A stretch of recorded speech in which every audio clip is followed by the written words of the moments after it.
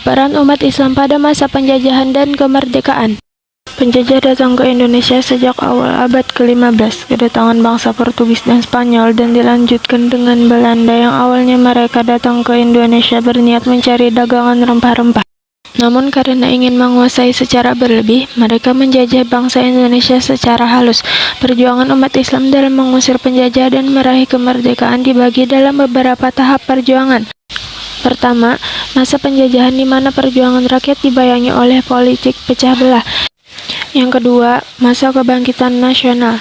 1. Perjuangan umat Islam pada masa penjajahan. A. Pangeran Diponegoro. Pangeran Diponegoro adalah putra sulung dari Sultan Hamengkubuwana III, raja ketiga dari Kesultanan Yogyakarta. Lahir pada tanggal 11 November 1785 di Yogyakarta dengan nama Mustahar dari seorang ibu bernama Raden Ajeng Mangkarawati yang merupakan keturunan Kiai Agung Prampelan, ulama yang sangat disegani di masa Panembahan Senapati mendirikan kerajaan Mataram. Semasa kecilnya, Pangeran Diponegoro bernama Bendara Raden Mas Antawirya. Sejak kecil beliau dididik oleh neneknya Kanjeng Ratu Ajeng di Tegalrejo. Terkenal sebagai orang yang amat saleh, beliau selalu berusaha memperdalam soal agama. Untuk memperkuat imannya, beliau sering mengasingkan diri di tempat-tempat yang jauh, bertapa dan mengembara, sehingga dengan sendirinya banyak orang tertarik oleh kepribadiannya. Sebagai orang yang sangat saleh, beliau tidak mementingkan keduniawian dan selalu mengingat kepentingan umum. Terdesak oleh keadaan, maka beliau bertindak untuk mempertahankan kedudukan para bangsawan dan membela nasib rakyat kecil. Perang Diponegoro pada tahun 1825 sampai dengan 1830 berawal ketika pihak Belanda memasang patok di tanah milik Diponegoro di desa Tegalrejo. Saat itu ia memang sudah muak dengan kelakuan Belanda yang tidak menghargai adat istiadat setempat dan sangat mengeksploitasi rakyat dengan pembebanan pajak. Sikap Diponegoro yang menantang Belanda secara terbuka mendapat simpati dan dukungan rakyat. Atas saran Gusti Pangeran Haryo Mangkubumi, pamannya, Diponegoro menyingkir dari Tegalrejo dan membuat markas di sebuah gua yang bernama Gua Selarong. Saat itu, Diponegoro menyatakan bahwa perlawanannya adalah perang sabil, perlawanan menghadapi kaum kafir. Semangat perang sabil yang dikobarkan Diponegoro membawa pengaruh luas hingga ke wilayah Pacitan dan Kedu. Salah seorang tokoh agama di Surakarta, Kiai Mojo, ikut bergabung dengan pasukan Diponegoro di Gua Selarong. Dalam pertempuran dari tahun 1825 sampai 1826, kemenangan ada di pihak Diponegoro. Hal ini disebabkan 1. Semangat perang pasukan Diponegoro masih tinggi, 2. Siasat gerilya yang dilakukan Diponegoro belum tertandingi, dan 3. Sebagian pasukan Belanda masih berada di Sumatera Barat dalam rangka Perang Padre. Karena itu, tawaran Belanda untuk melakukan perdamaian selalu ditolak oleh Diponegoro. Melihat semakin kuatnya Diponegoro dan semakin meluasnya medan pertempuran, maka Belanda menilai bahwa perlawanan Diponegoro sangat membahayakan kedudukan Belanda di Indonesia. Itulah sebabnya Belanda lalu menggelar berbagai siasat untuk menumpas atau menghentikan perlawanan Diponegoro itu. Pada tahun 1829, Pangeran Mangkubumi dan Ali Basya Sentot Prawiro Dirjo mengambil keputusan menyerahkan diri sebelum dikalahkan. Sampai tahun 1829 tersebut, kira-kira 200.000 pasukan Diponegoro telah gugur. Oleh karena kondisinya yang semakin terdesak dan melihat kedudukannya yang sudah tidak ada harapan lagi, maka Diponegoro bersedia untuk melakukan perundingan. Dengan berbagai alasan tersebut, Pangeran Diponegoro ditangkap di tempat perundingan tersebut. Diponegoro kemudian dibawa ke Manado dan pada tahun 1834 dipindahkan ke Makassar, dan di sana beliau wafat pada tanggal 8 Januari 1855. Pemerintah Republik Indonesia pada masa pemerintahan Presiden Soekarno pada tanggal 8 Januari 1955 pernah menyelenggarakan Haul Nasional memperingati 100 tahun wafatnya Pangeran Diponegoro. Sedangkan pengakuan sebagai pahlawan nasional diperoleh Pangeran Diponegoro pada tanggal 6 November 1973.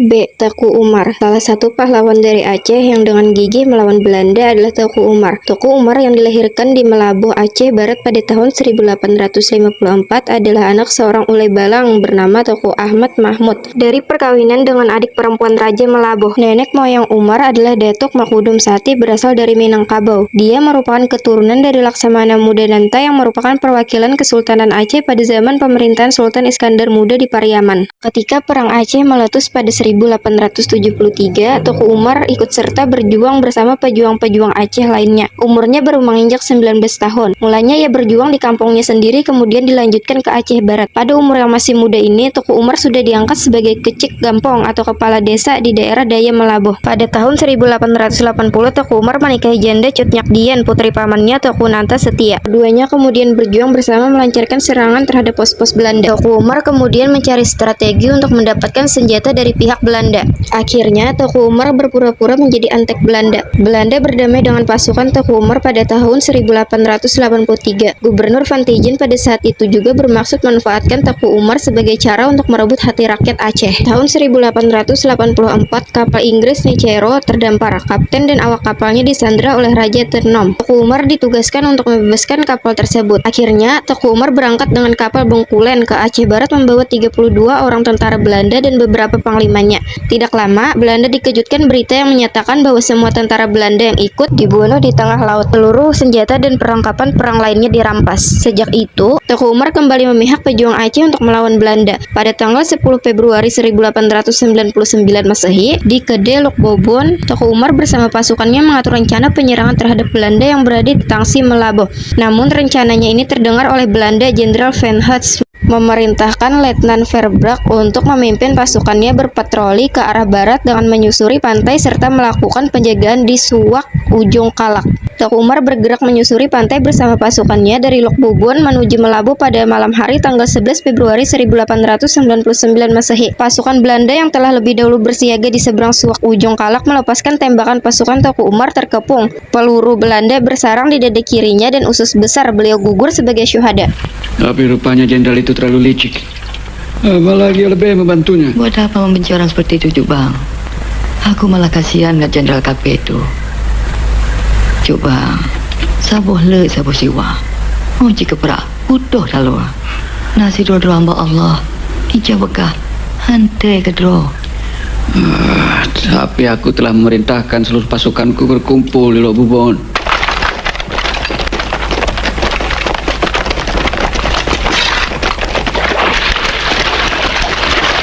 Hanya ada satu pilihan, Jenderal Kaptenjan atau lo yang berkubur di tanahnya.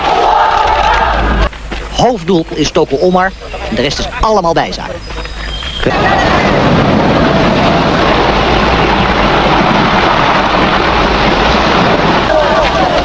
Geen dienst, ons doel is alleen Teku Umar. Neem je positie in. En jij erachterop.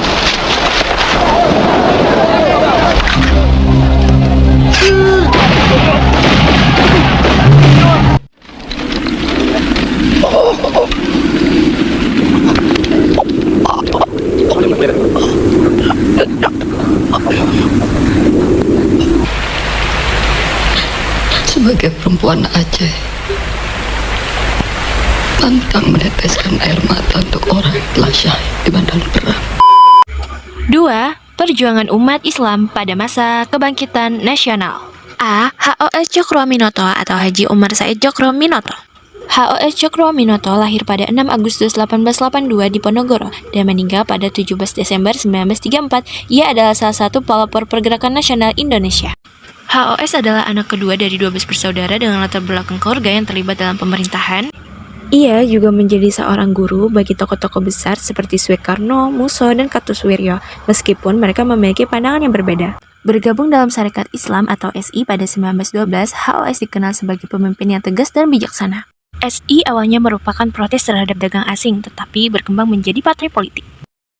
Kemudian, SI mengalami perpecahan yang terjadi akibat infiltrasi komunisme, tetapi HOS berhasil memediasi antara kubu yang berbeda. HOS pun kemudian dikenal sebagai pahlawan pergerakan nasional yang menggabungkan perdagangan, agama, dan politik. HOS Cokroaminoto meninggal di Yogyakarta pada 17 Desember 1934 pada usia yang ke-52 tahun.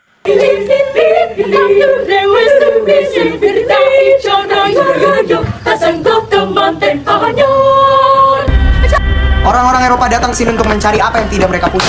Karet, kopi, pala, cengkeh, tembakau untuk pabrik-pabrik mereka. Mereka juga mencari pelabuhan-pelabuhan hangat untuk mengambil hasil kita sepanjang tahun. Sejak Pangeran Diponegoro lebih dari 70 tahun, kita tidak memiliki seorang pemimpin. bersama-sama melakukan perlawanan atas ketertindasan agar semua rakyat Nusantara tidak lagi dipandang sebagai seperempat manusia. Bangsa hanya dapat dibentuk dari kemanusiaan. Kemanusiaan yang nantinya akan mempersatukan kita semua, tuan-tuan. Mereka hanya patuh kalau kita hukum. Niatan hade meluntur ku catur, molaas ku jaman. Buruh adalah politik.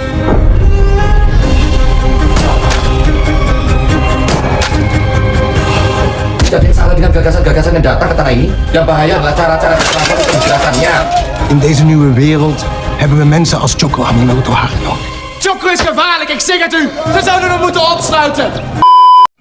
B. Kiai Haji Ahmad Dahlan atau Muhammad Darwishi. Dahlan lahir di Yogyakarta pada 1 Agustus 1868 dan meninggal di Yogyakarta 23 Februari 1923 di usia 54 tahun.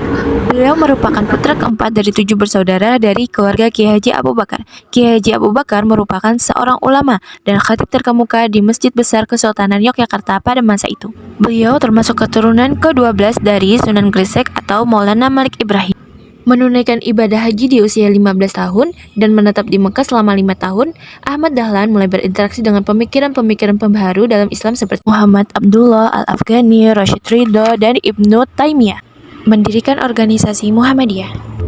Ia mendirikan Muhammadiyah pada tahun 1912 untuk melaksanakan cita-cita pembaharuan Islam di bumi Nusantara. Ahmad Dahlan ingin mengadakan suatu pembaharuan dalam berpikir dan beramal menurut tuntunan agama Islam. Ia mengajukan permohonan kepada pemerintah Hindia Belanda untuk mendapatkan badan hukum yang dikabulkan pada tahun 1914. Namun kegiatannya dibatasi oleh pemerintah Hindia Belanda.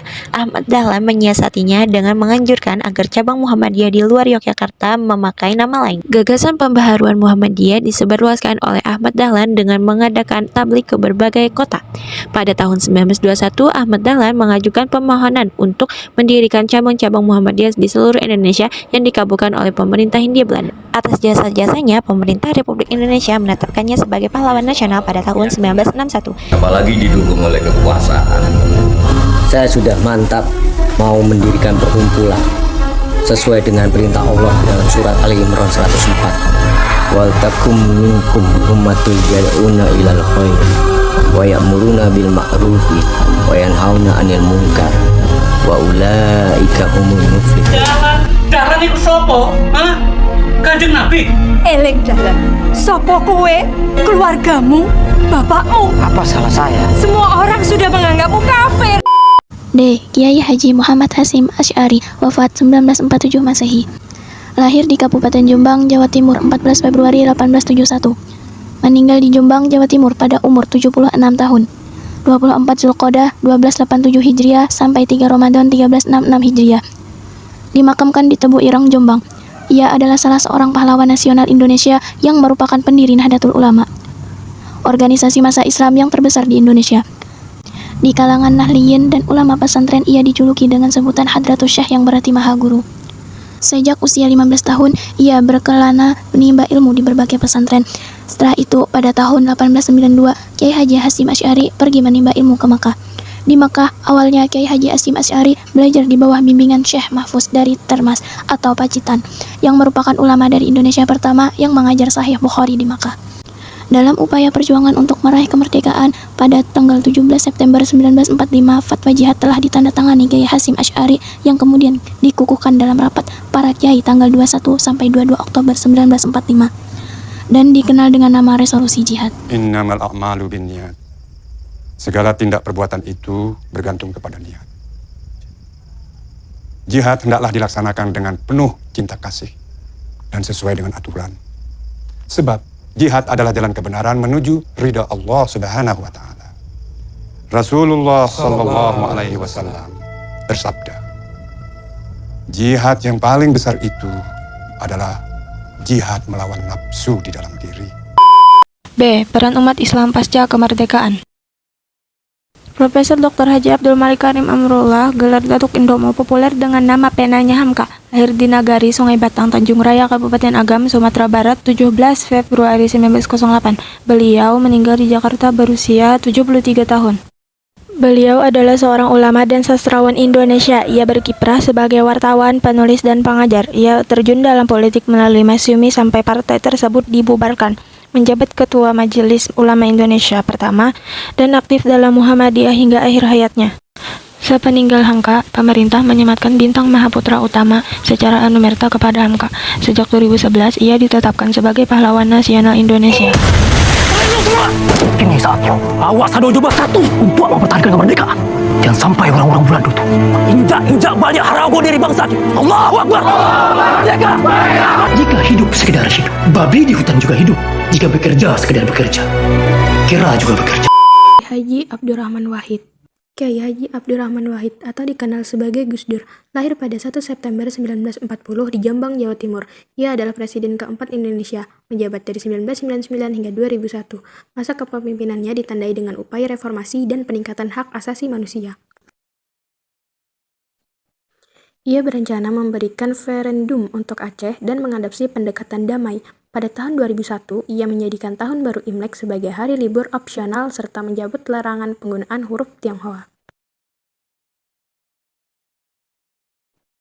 Gus Dur mengalami berbagai penyakit selama masa kepresidenannya dan meninggal pada 30 Desember 2009 di Jakarta.